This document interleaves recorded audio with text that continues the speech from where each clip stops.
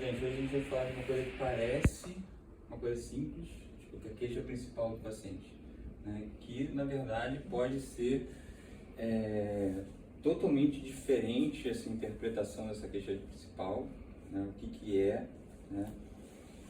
Eu vou dar alguns exemplos, né? Principalmente eu estava pensando até em trazer a aula como ansiedade, que é um dos tipos de queixa principal. Mas, por exemplo, a gente está com uma pessoa com uma ansiedade, que é uma palavra muito extensa, diz muita coisa, né? A ansiedade. O paciente não é obrigado a saber o que é aquilo que ele tem. A gente tem que descobrir o que é aquilo. Quando eu falo angústia, ansiedade, né? Mas aí o que pode ser, né? Bom, a ansiedade pode ser várias coisas, né? Pode ser uma fobia, um medo, né? Pode ser um medo de ter ataque de pânico, que é a agorafobia, né? Aí a agorafobia é tratada de um jeito. A ansiedade paroxística aguda, que é a mesma coisa que dizer que é um transtorno de pânico, é tratada de um jeito. Agora, uma ansiedade de ocupação, uma ansiedade de que a pessoa está sempre pensando em coisas, querendo ocupar, fazendo coisas ao mesmo tempo, ali não parando, é outro mecanismo de neurotransmissores alterados. E a pessoa vai falar ansiedade. Aí você vai falar, ansiedade, vou fazer o quê? Fazer um inibidor de recaptação de serotonina. E vai dar errado. Porque é um tipo de ansiedade, se é uma ansiedade de ocupação, que eu chamo, porque não existe essas coisas no livro, assim, é uma ansiedade de ocupação, uma ansiedade. É só pensar mais profundamente, porque assim, a ansiedade de ocupação ela parece muito com a compulsão. E a compulsão não é tratada com o inibidor de recaptação de serotonina. Né? Pode ser até, na verdade, a compulsão, ela pode até, o inibidor de recaptação de serotonina pode até atrapalhar. Tem estudos que mostram que pode atrapalhar. Aí, como pode atrapalhar? Quando a gente tem uma compulsão, a gente tem um freio dessa compulsão através das nossas emoções negativas, tipo, perdi isso, não consegui fazer isso, causei um mal a tal pessoa, né? Não estou conseguindo trabalhar, não estou conseguindo fazer as coisas. E aí, se você dá um inibidor da recaptação de serotonina, pensando que a pessoa está deprimida, ou então está ansiosa porque que aquilo ali é uma ansiedade, mas na verdade é uma compulsão, né?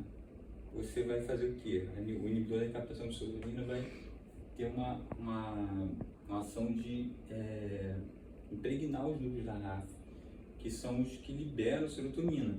A liberação da serotonina é errática. Então vai, libera, baixa. Então, porque a gente tem altos e baixos na vida.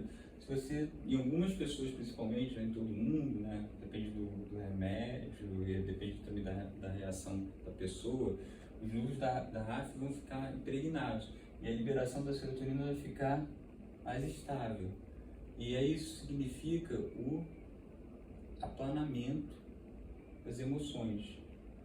Isso com um dependente químico é horrível, porque ele precisa entrar em contato com algumas dores, né? Eu preciso entrar em contato com aquela dor de perder aquilo, e aí você aplana o afeto. Eu gosto de usar o aplanar o afeto, porque normalmente os livros usam embotar, mas eu prefiro o uso do embotamento afetivo para psicose, que é uma coisa mais intensa, tipo, mas é como se fossem as duas coisas fossem a mesma coisa, só que o aplanamento eu deixo para os neuróticos, entendeu? Aplanou, deixou a coisa, e também para se referir a esse efeito colateral dos inibidores de recaptação de serotonina. Então a gente tem essa diferenciação. Eu estou uma queixa, ansiedade. Queixa principal, ansiedade.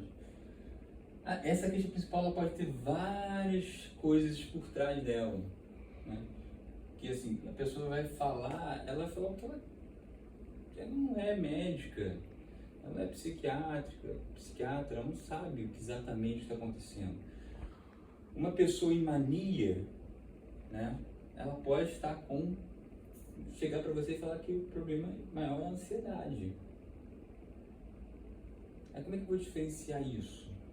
Né? Aí eu vou tratar a ansiedade com um antidepressivo? Aí você vai aumentar o quadro de mania? Aqui, por que a mania pode dar ansiedade? Né? A mania, ela aumenta tudo. Humor é energia em psiquiatria. Então, se você aumenta tudo, algumas características do afeto da pessoa podem ficar exacerbadas. Então, uma pessoa pode ficar, a pessoa que já tinha alguma coisa de ansiedade, fobia, ela começa a crescer mais ainda, né? Tudo fica muito intenso, né? E aí, aquilo ali, você vai lá, não, aquilo é ansiedade. Isso acontece muito. Aí a pessoa vai lá e pá, antidepressivo. Aí aumenta mais a mania, a pessoa surta de vez, né? Ou então fica, não tem efeito nenhum, né? Muitas vezes a gente tem aquela coisa dos livros, antidepressivo vai levar a mania. Muitas vezes não acontece, tá? Né? Isso é uma coisa prática, não acontece. A pessoa toma antidepressivo e continua deprimida. Mas também quando toma um antidepressivo e está na mania, às vezes não vai lá para cima. A gente não sabe. Às vezes cada corpo, o organismo reage de um jeito. Mas assim, essa queixa principal, ela tem que ser elaborada, ela tem que ser entendida pela gente de uma maneira muito mais profunda do que é tipo no guideline, que fala ansiedade. Que coisa assim, ansiedade, que coisa maior, assim, genérico, né? Tipo, a gente estava falando mais cedo antes de começar essa mini aula, tipo, o paciente vai chegar aqui, estou com ansiedade porque a polícia está me perseguindo. Porque tem helicópteros atrás de mim. Aí você vai passar um antidepressivo. Quadro psicótico. Exceto alguns casos, né? Mas assim, Hoje em dia. eu já atendi casos que eram realmente assim, mas assim, que era ansiedade por causa disso. Mas não é, normalmente, né, tipo, ter uma estrutura de paranoica, de estar correndo atrás, né? Estão me perseguindo, estão fazendo isso, o vizinho está falando, todo mundo está falando. Aí você está ansioso. Uma escuta rápida disso, pensa assim, a pessoa está ansiosa. Eu vou tacar um antidepressivo.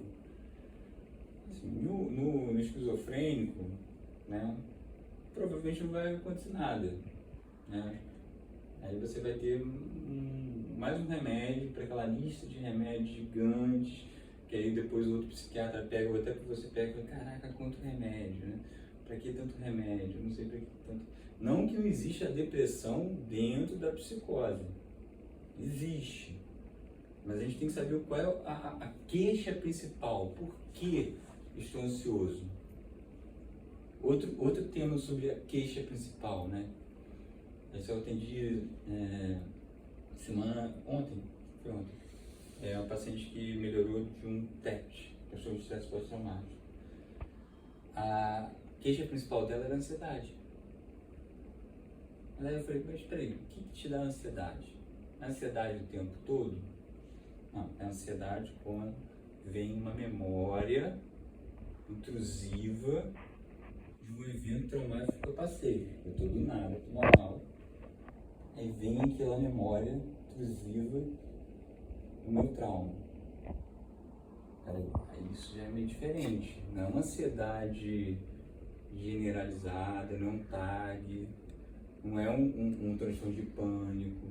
O transtorno de pânico, a ansiedade é paroxística. Paroxística quer dizer que vem do nada. Essa não, tem uma coisa, uma ideia, né? Vem da coisa da memória intrusiva. Outro aspecto do TET é a hipervigilância. Tipo, vai acontecer em algum momento a mesma coisa que aconteceu comigo no passado. Fui assaltado. Então eu fico, vai acontecer de novo. Aí você, não, eu tô com um transtorno de ansiedade generalizada? Não, em casa eu tô normal, né? Outros momentos eu tô normal. Não é isso. É a memória, né, desse evento que me leva à ansiedade. Aí eu vou tratar como ansiedade comum? Vai ajudar se eu passar um inibidor da recaptação de serotonina? Vai até ajudar. Mas por que vai ajudar? Por aquela questão que eu falei no começo, de impregnar os núcleos da RAF. Que aí você vai ficar menos emotivo. Então, menos emotivo, a ansiedade diminui.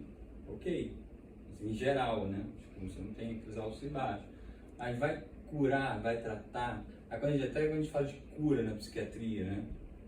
Uma coisa de, não existe cura. Né? Isso é coisa de gente que quer ficar parado no passado. Se vocês ficarem lendo coisas antigas e novas, né?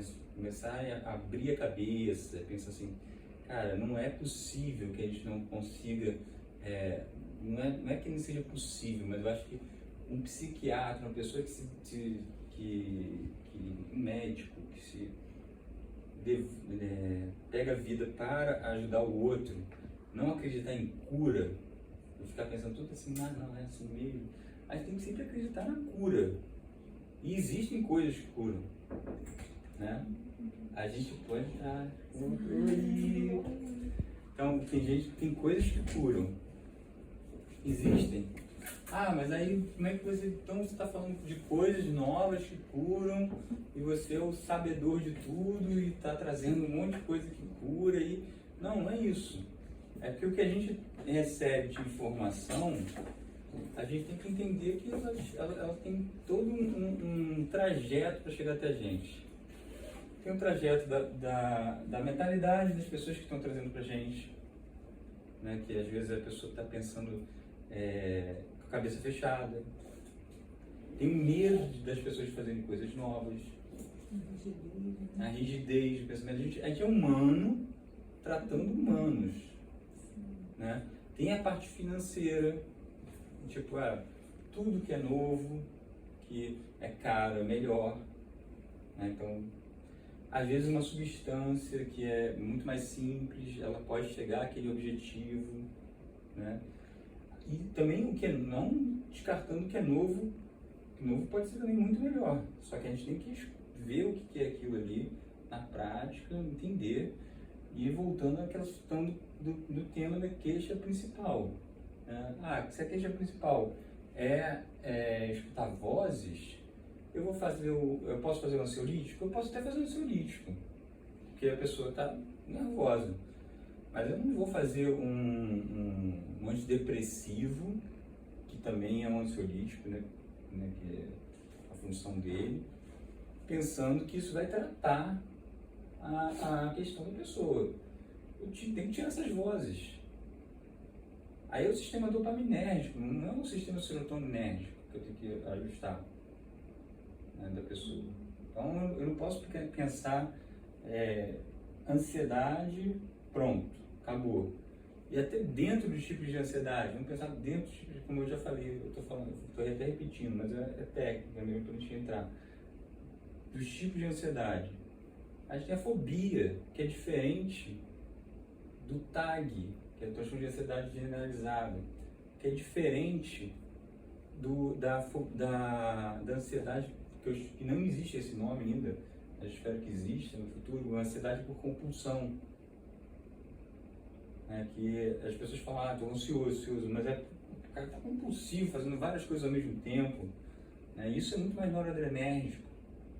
Então a gente escolhe o antidepressivo, o remédio, escutando bem essa queixa principal, e não pegando, falando, ansiedade, ou então escutando vozes. Aí pode acontecer o contrário também. Estou escutando vozes, tá escutando vozes, mas não tem delírio, tem medo dessas vozes. Essas vozes não são elaboradas, elas têm a ver com alguma coisa que aconteceu na vida da pessoa, chamando nome. Tem um horário para aparecer essas vozes, à noite.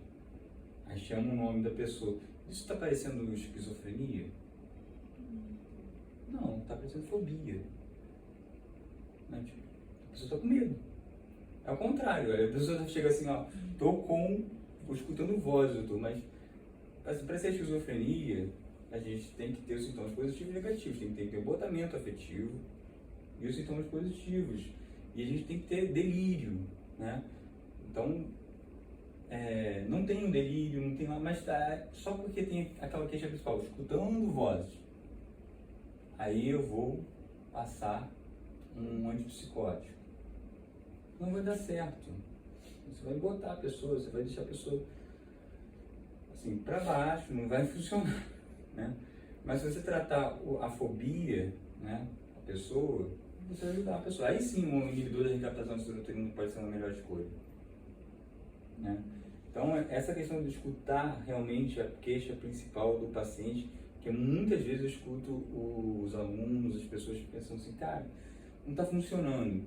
Mas você escutou realmente qual é a queixa principal do paciente?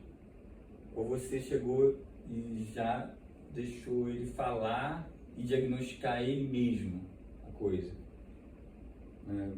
É isso. E tem a questão de você também mudar isso. Você, pessoal, pensei nisso, mas assim, o ser humano é dinâmico, é um vídeo. Um bom psiquiatra, ele erra. Não, mas assim, não quero errar. Vai ter que errar. Se você quer ser um bom psiquiatra, você vai ter que errar. Por quê? Você está vendo um vídeo, é um vídeo a pessoa, e você está vendo recorte. Então, se você olhou um recorte, e depois você olhou outro, e você viu, olha só, esse recorte aqui, com esse aqui, então não é isso. É um transtorno bipolar, ele teve mania, teve depressão. Eu só estava vendo ele num momento que ele não estava tendo essas alterações. Então, adianta eu tratar nos estados mistos, existe muita ansiedade, principalmente a ansiedade do estado misto, da depressão, do estado misto. Tem dois tipos de estado misto, que é o estado misto depressivo e ansioso, e o estado misto do transtorno bipolar. No estado misto, a pessoa tem muita ansiedade. Claro que você pode passar um benzo para diminuir aquela ansiedade, melhorar a pessoa, mas o tratamento final não é tratar a ansiedade que a pessoa tem por um estado misto, e é tratar o transtorno bipolar. É um estabilizador de humor. Mas um estabilizador vai tratar... E a questão principal do paciente é aquela ansiedade. Ele está falando, cara, minha ansiedade.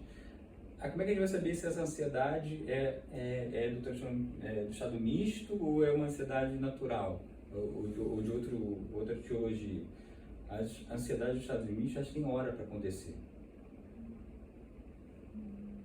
Geralmente, quando a pessoa está em quadro de depressivo, ela acontece no final do dia, quando ela acorda deprimida, sem energia nenhuma, aí nem ansiedade ela sente, aí ela começa no final do dia, no final da tarde começa a acelerar. Aí naquele momento, ali no final do dia, ela tem as crises de ansiedade. Depois ela fica bem. Então a gente tem também a questão do horário da ansiedade. Pouca gente, quase nunca eu vejo perguntar, mas a ansiedade dá que horas? Né? Isso é para poder identificar se a ansiedade tem a ver com o quadro do transtorno bipolar episódio misto. Eu sei que eu estou pegando aqui um monte de coisa, vomitando informação que, assim, extrema, mas esse é o objetivo do curso, é a gente pegar coisa bem alta, depois a gente também assiste, vamos lá, perguntar o que é estado misto, o que é isso, o que é aquilo, que a gente aprende na pós, na residência. A gente volta e traz, assim, básico das coisas, mas é para pensar além, né? Tipo, pensar, caramba, olha só, por que não dá certo tal tratamento? Às vezes, é claro que pode não dar certo mesmo a gente fazendo que a gente revendo a questão principal, mas a gente precisa ter um olhar muito mais abrangente. A gente não pode ter um olhar de especialista, não um olhar de ansiedade, Google, a ansiedade, então é isso, faça isso, né? O chat GPT ajuda, mas a gente não é chat GPT. A gente tem essa coisa da leitura em cima do ser humano, entender que um sintoma ele pode estar presente em vários transtornos e pode ser tratado de outra maneira. Outro tipo de, mais um para a gente terminar essa aula de atualizações, para a gente fechar. Transtornos orgânicos de origem orgânica, psiquiátricos de origem orgânica. Aí você está vendo a pessoa lá repetindo a mesma coisa, falando do quadro de demência, repetindo, com ansiedade do quadro de demência. Vai melhorar com ansiolítico? Pode até melhorar um pouco, mas o que você precisa segurar no quadro orgânico? Você precisa de um anticonvulsivante. E o anticonvulsivante vai fazer toda a diferença na vida da pessoa. Para ansiedade, entre aspas, ansiedade, mas uma ansiedade do quadro orgânico. Por isso que se dá muito para autista? Aí é outro motivo para se dar para autista, né? O autista, geralmente, ele tem uma alteração que a gente chama de síndrome disruptiva. A gente não trata, agora com os fitocannabinoides, a gente pode tratar algumas coisas dentro do autismo, mas o autismo tem vários problemas. Sim. Mas o principal problema que ele chega no psiquiatra é o transtorno disruptivo, que é pouco falado, que é uma baixa tolerância à frustração. Você fala não para o autista entra em fúria, quebra tudo. Né? Eu sou prova de... Vivo isso todos os dias. Então, a gente, acho que a gente está aqui não à toa, né?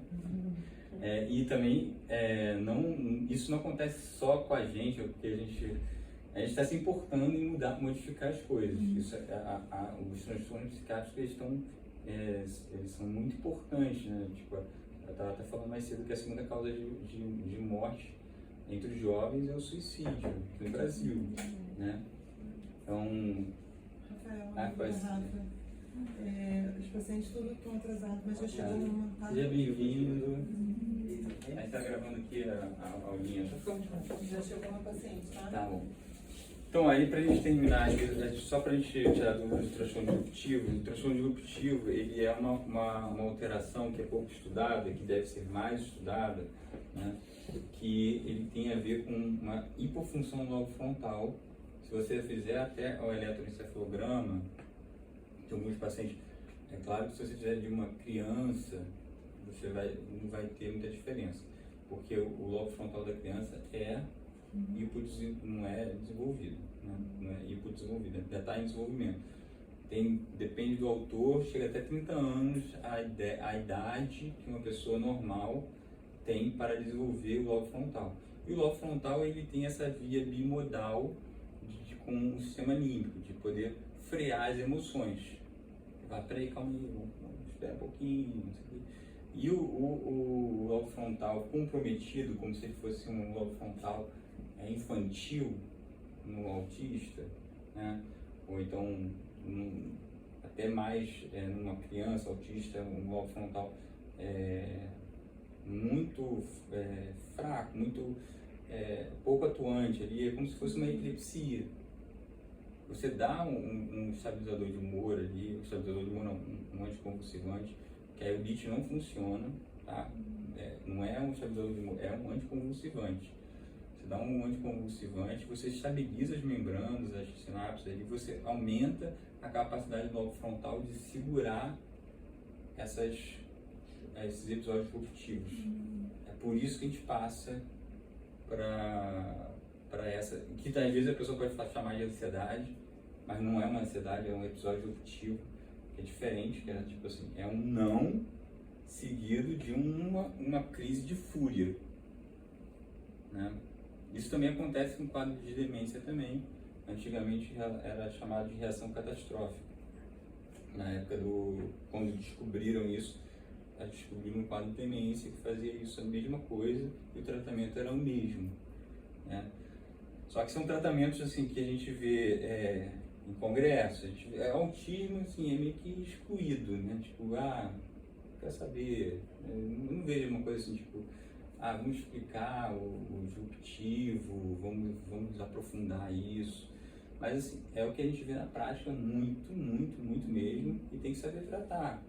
As pessoas até se tratam de, tipo, passam a valproato de sódio, carbamazepina, triletal, né? E passam isso e segura aquilo ali. Mas saber o porquê e saber a diferença dessa questão principal é a ansiedade. Tem ansiedade no autismo? Tem ansiedade no autismo, também tem, né? Mas como é que é a ansiedade no autismo, né? É uma ansiedade de... Qual é a origem dessa ansiedade? É uma ansiedade que tudo tem que estar no mesmo lugar? É uma ansiedade a rotina não pode mudar? Às vezes, coisas psicoterápicas podem ser mais eficazes do que remédios. Até porque o autismo tem muita dificuldade de modificar a rotina. Pode ser uma ansiedade da hipersensibilidade auditiva, né? Aí hoje a gente tem os fitocannabinoides que diminuem isso, que podem ajudar isso, essa hipersensibilidade, a pessoa não pode escutar som alto, começa a se bater. Então a gente sabe que a gente pode tratar essa queixa principal, que é a ansiedade ou que é uma alteração de comportamento, muito mais profundo, se a gente entender exatamente de onde vem, tá? É só isso que a gente tinha para falar hoje, tá? A gente vai começar os atendimentos. Muito obrigado aí por tudo. E a gente vai tirar dúvidas também, tá? Tchau, tchau.